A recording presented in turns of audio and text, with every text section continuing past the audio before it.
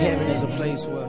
Here is another highly informative, raw audio segment with some very important information. Hopefully, you will gain a better understanding of a few more unanswered questions in your own life. Just by listening to this, we really appreciate you for letting John Henry Media Network assist in expanding your knowledge of self. Now, listen to this. Looking at the blacks in the front seat, Bernie Mac joking right now, him and Richard Pryor. Left. Yeah. Okay, so let's deal with this, because there might be some folks out there that are looking in here and they're saying, well, how did you learn to do these things, one? And I would say, and I think we have something that we'll end up showing on the screen here, regarding in 1979, I think it was, you were charged in New York City with practicing medicine without a license. You were ultimately charged, indicted, and taken before the New York Supreme Court. And I would advise my viewers who might be questioning your authenticity that you won that case. Now, so the charge was practicing medicine without a license and claiming that you had a remedy to cure AIDS, cancer, and diabetes. So the question is, how did you win that case against what some people say are the toughest prosecutors in the land? Well, it was 1987. 87, not 79, 87. The 10th of February. Okay. My mother knew they were coming.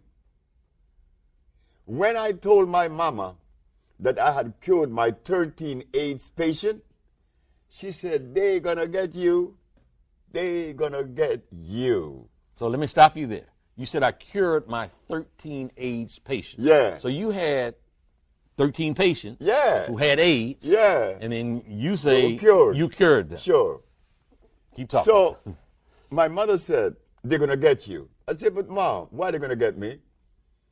Because you must remember that you live in a society that supports a certain philosophy and a certain system. You being the color that you are, black, and then you're going against the grain, they're going to get you. So when I'm in my office on February the 10th, here come the detectives. You are charged with practicing medicine without a license, selling product not approved by the FDA, and claiming to cure AIDS and other diseases. Mm-hmm. I said, yes. Well, you are making a fraudulent claim. Mm-hmm. I asked the detective, how do you know that? Because you were advertising in newspapers. Of course. I advertised in the Village Voice, the Amsterdam News, and the New York Post. And you were telling people through your advertising that you can cure AIDS, sickle cell, lupus, herpes, blindness, diabetes, paralysis, and others. Okay, so they come knocking on the door and So knocked on my door and took me to jail. But the funny thing about it, I was happy. I was very, very extremely happy. When everybody in my office was crying, I was happy because my mama told me they were coming. And I knew that I had sufficient evidence to prove my position. Not only scientifically, empirically, historically, and whatever way they would desire. So while I was in jail, I'm saying, I wonder what defense they would have against me. Yeah. I would like to know.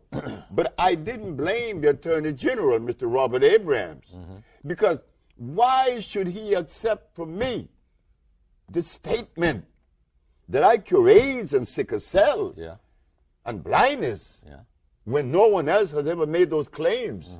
The man had a right to arrest me, but he was making a mistake. So I'm sitting in jail, and I'm happy. When I got out of jail and when I went in front of the judge, I asked 3 questions. And they were?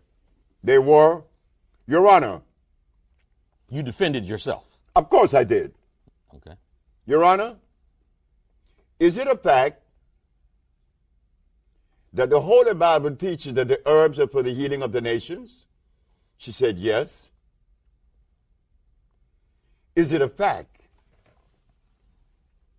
that science shows that the human body is carbon-based, and to complement a carbon-based body, you must have a carbon-based substance to complement it, because the body only accepts the substance through the process of chemical affinity. Mm-hmm.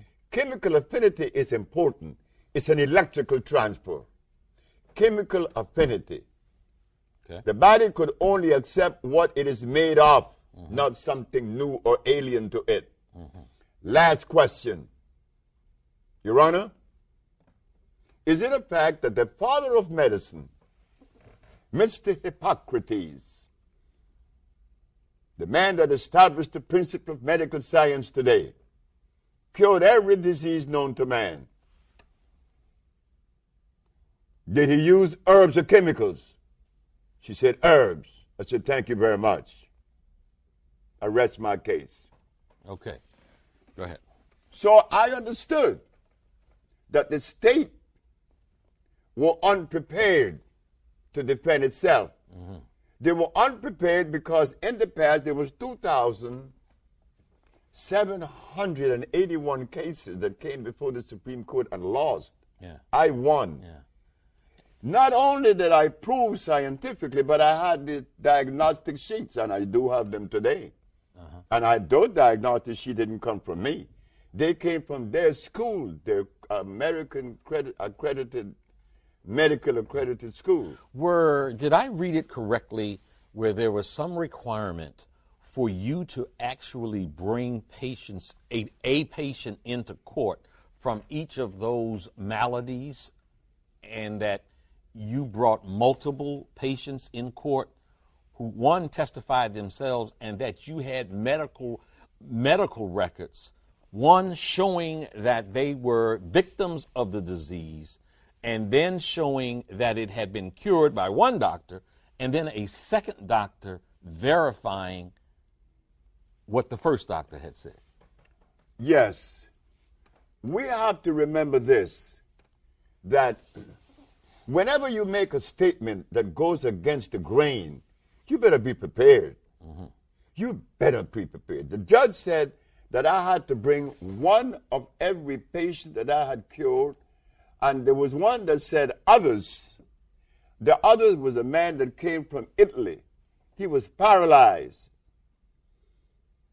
But I was supposed to take 9. I took 77.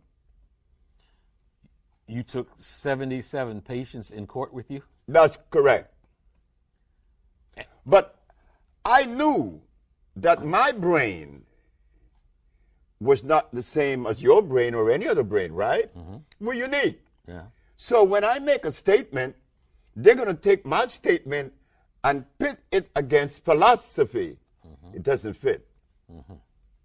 I represent an entity that isn't philosophical. And that entity is? Well, it is an African one. I'm an African. And we have to remember that. You see, we think that we could take a philosophy out of Europe or China and inculcate that into the African brain. It does not resonate. It cannot resonate. You cannot be yourself when you've been adulterated. Being that I am an African, I'm going to look at things the African way. And the African way seems to reduce things to the least common denominator. And guess what I found? That there's only one disease. Not 2, not 3, 1. When I opened my big black mouth and told the judge that, oh my God. What did you say? I said, Your Honor, there's only one disease. And what is Could that? you substantiate that? Uh-huh, okay. Of course, I'm not going to just deploy a bunch of empty words. Mm-hmm. I represent a country. I represent a people. I represent a race. And I represent myself. I'm not going to undermine myself. There's only one disease. The judge said, what is it? I said, you already know. She said, try me. It was a woman, Ann Thelman. I said, Your Honor, when someone has sinusitis, what is obstructing the nasal passage? She said, mucus.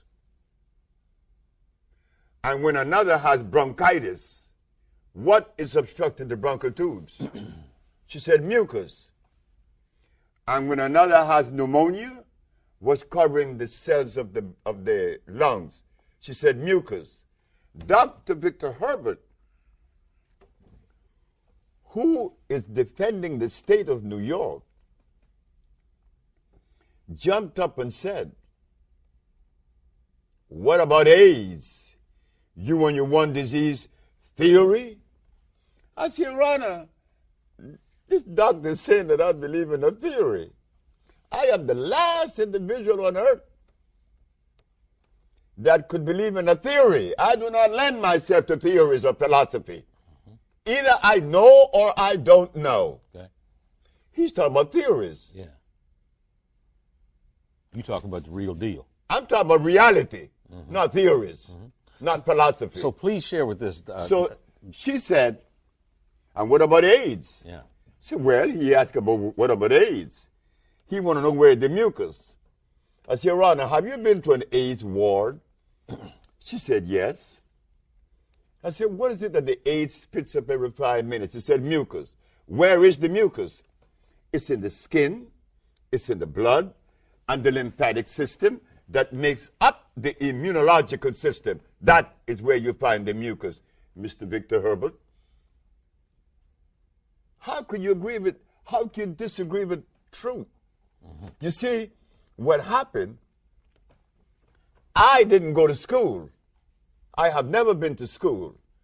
I have never attended any school, kindergarten, grade school, high school, or anything. But I had parents that kept me anchored to the African way, not to the Chinese way, not to the European way, not to the Japanese way. I am an African. Were your patients all of color? No. I have patients that are white. I have more white patients than I have black. Okay, so this scourge that, has just run rampant, through the world, AIDS. Can you walk us through as much as you can a step-by-step process where you have a patient that has AIDS and you do XYZ or ABC, and then the patient no longer has AIDS? Can you walk us through that? Of course. When the first patient was a brother in Boston named Michael White, and a sister, she's from D.C.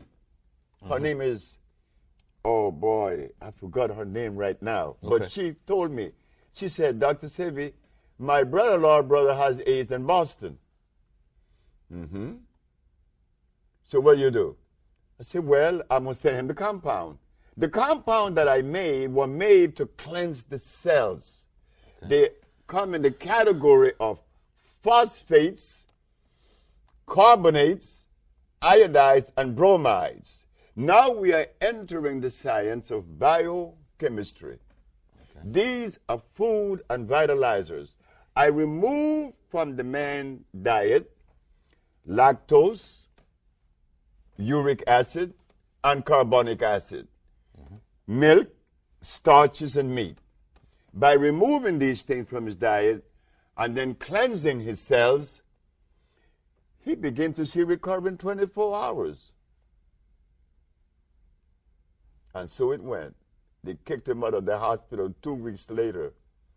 Memorial Hospital in Boston, Dr. Bonanno. Then there was a young man in D.C., Zelma Peterson is her name. Yeah. Zelma Peterson. Yeah. She was the one that introduced me to my second AIDS patient, and from then it was all the way alive. Okay. Now, you have documented. I got proof now. You have proof. Our books with the